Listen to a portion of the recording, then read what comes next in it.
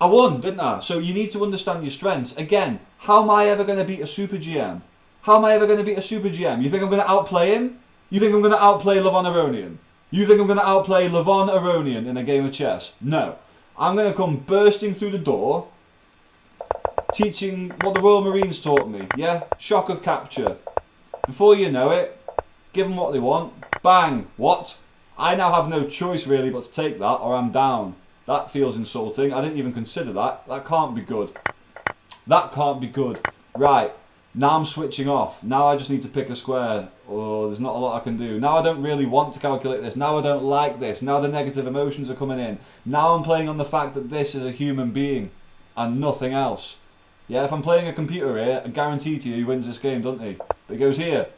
Something spooks him about there. Something spooks him about the dark squares. He hasn't used a lot of time here. He's still got 159. Yeah? You can't see the time. You see the time now? Up in the top corner? Yeah, good. So, I'm never, ever, ever, ever, ever, realistically in my lifetime, I'm 34 years old, I am never, ever, ever, ever going to be able to study chess the computer way to the point of being able to beat this individual. Not a chance. Which is why many, many years ago I made the executive decision to not learn chess like that. I'm going to learn chess my way, the way I like to play and what I understand about human beings. Because I've been outplayed by people that are a lot lower rated than me, and it's only because they found moves that have literally shocked me off the board that I didn't think could be played, that I had to start calculating, thinking, is that a brilliancy or a blunder? It makes no sense to me. This feeling is what taught me this might work against any level. Bang! Knight takes e4 in the face. Blunder or not, you have to deal with that. Someone's just come through your front door. Whether he looks like he can cause you damage or not, you have to deal with that. So he does. Fine. Here comes his mate through the back door. What's going on? Who's breaking into my house? You're all going to die, right? You get annoyed, don't you? Ah, get out. Ah, who's this? Who now? What's this now? Right. Hold on. That loses a piece. Hold on. Now I've got two bad choices that I don't like. Even though you're winning, that mentality, I've got two bad choices I don't like. Look at that one. Keep this bishop open. Bit of logic there, isn't there? You have to start applying logic to a position you don't fully understand, whether you like it or not. Haha, unlucky. Yeah, if you were lying on your sofa with a drink in your hand, battering everybody else before you met Mr. Here. Hi, hi, hi, hi. He did, by the way. He was wrecking everybody. Everybody. Yeah, one person, I think, through another mouse slip or something, or he wasn't paying attention, got one on him, who was extremely low rated. He probably wasn't paying attention due to the number. Like, this is a real thing. This psychology is a real thing. Now, threats are coming in. Now, it actually is a bit scary. Now, we have such a central mass and presence. Do you feel comfortable here? This is coming in. Would it have been better to give the piece back? From a practical perspective, realistically, would it have been better to give that piece back and put your king back on the back row? Does it feel like that was even a good option? Does it feel like you'd want to do that? That instinctively feels like a move you don't want to play, doesn't it? It instinctively, from someone that's played a lot of chess, feels bad. Here, king of the hill, into the centre of the board. Looks like it's getting closer to the pawn that's coming in. So psychologically, keep this bishop free. That doesn't look like it's an immediate threat, but the speed of which it comes in is horrendous. Now what do you do? From a white player's perspective, by the way, guys, yes, I've got it covered so you can't see it. Good. It's white to move. What would you play? You know that's coming in. You know it's coming in. What do you play? You've got 10 seconds to apply yourself. You're in a blitz game. You could spend the full 2 minutes here. He's got 1:46 on the clock. No, he hasn't. That's me. He's got 2 minutes 28 on the clock, so he's used 32 seconds to get to this position. What would anyone play here? Honestly. Because he was clearly reaching for G3, right? He was clearly reaching for G3. Who would play G3 in this position? Thinking, okay, well if that does come in, alright, what's going to happen here? Am I going to win yours? Am I going to be up pieces?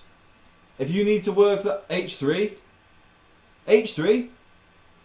to stop this, yeah, it does actually, doesn't it? Because everything's connected. Alright, H3. The computer initially thought plus 0.4, now it's just plus 1. With E4 check. That's how a fish would play it. I reckon there might even be a more practical way of doing that. Maybe one of those moves. Don't know.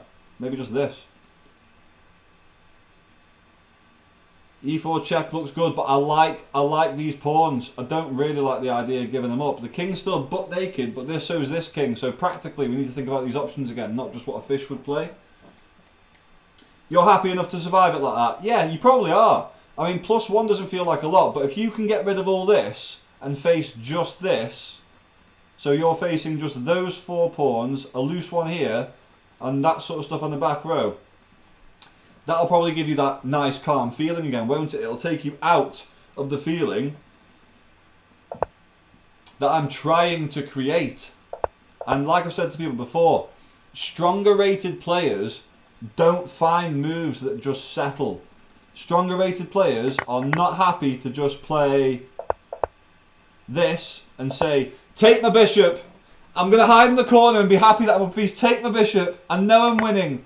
If anyone thinks like that, there's a good chance they're under 1800. Because I don't know anybody over 1800 by genuine mindset and strength that thinks like that with a smile on their face. I don't. Probably not until Queen E1, true best approach. John, you found it. So that took you a while in this position, but I don't blame you. I was struggling to find that. The correct approach, you're right. It's Queen E1.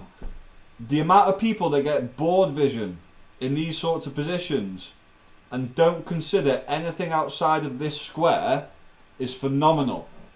Yeah, again, how human brains work.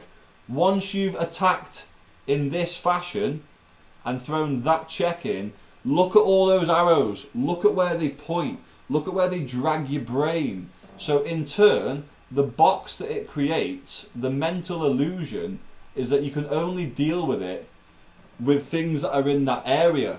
Yeah, the dark square bishop can't help. The queen's blocked in by the king. So from a brain perspective, you're trying to figure this out quite quickly. One of these two moves appears to be logical. One of them's defensive, but clever. One of them's aggressive. Which one do you think the majority of chess players are going to pick? Especially if they don't like the fact that you're getting aggressive with them and they have a typical male mindset and temperament. They're going to get aggressive back. And if they get aggressive back under a bit of stress, they might even slip. Yeah? Queen E1 is not easy to find ledge. It's not. From either colour, like even looking at it from the black piece's perspective, I wasn't expecting it. I'm in a brand new position, but I'm not expecting it.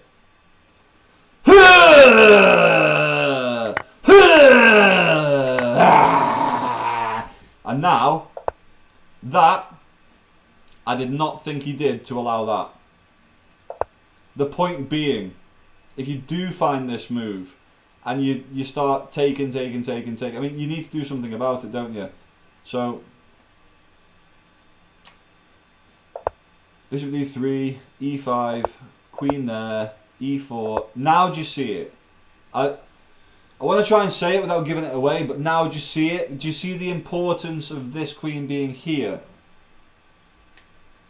You've been taught if you're getting attacked to trade as many pieces as possible. Yes, AJ, again, if you've been taught that, that's bad, isn't it? If you're being attacked to trade as many pieces as possible. Back into my gambit that I was showing earlier. That 2600 with that mentality thought, I'm being attacked, I'm just going to take that bishop. But then the knight comes up with 10p, and it doesn't look immediately dangerous, but it is. If you're being attacked and you trade down pieces, you open space. You open space again. Yeah, we'll quickly round this game off and I'll show you another good example just popped into my head before I forget it. So the point of this is, you need to do something really, don't you? Because if you take back here, you have no choice but to be a piece down. You haven't won this pawn. This one's split on its own. This position is lost. This position is actually terrible. Yeah? The king's here, but realistically he's in an endgame. He's in a much better position now. So if you see queen there, I wouldn't actually recommend losing your centre. From any sort of practical perspective again, if you see queen there, you're probably going to have to find something else.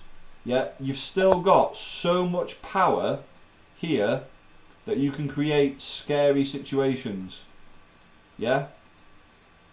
You just need to keep that domination, bully this king around anyway. He can't go that way, can he? So, bully this king around, yeah?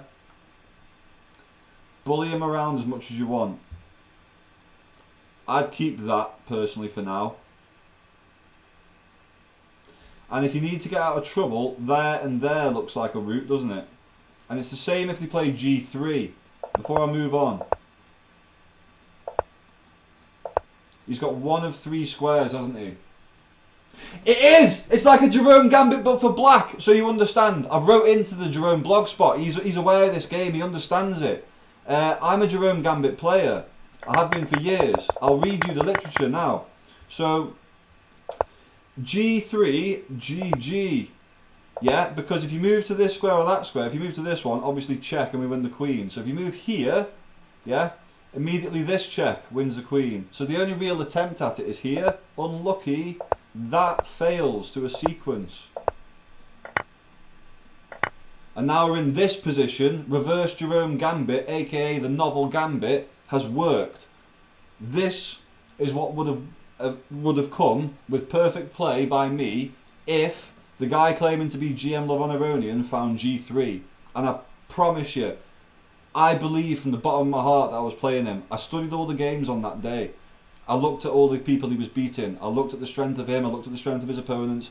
I've done all the work I need to. I've taken the screenshots and I've proved it to who I want to prove it to. I believe like 99.9%, because you can never be 100%. I was playing GM Lavoneronian and my dreams have come true. And I prayed for Diana actually that she got to feel something similar, and the very next day GM Shakhtar Mamedarov decided to join her team and sent her a message. So she's met her chess hero, I've met mine. Like, everything's working out brilliantly. It is working out brilliantly, and I've only really got like Mark to thank, because he was the only chess coach that was telling me what I needed to hear. He understood me as a human being more so than just looking at my chess. He tells me when I need to be more disciplined. He looks at my strengths and my weaknesses. He actually cared when I was coming up with ideas and other openings, and people at chess clubs are saying that I don't know what I'm talking about and I play garbage moves. He sees the beauty behind the idea, goes into it with me and sees if we can do anything more with it. He's one of the most inspirational chess coaches I've ever had. And it's made me want to continue playing in my fashion, and look what's happened. Look what's come of it. I played a reverse Jerome Gambit against GM Lavoneronian and won. Who on earth wants to believe that's even possible?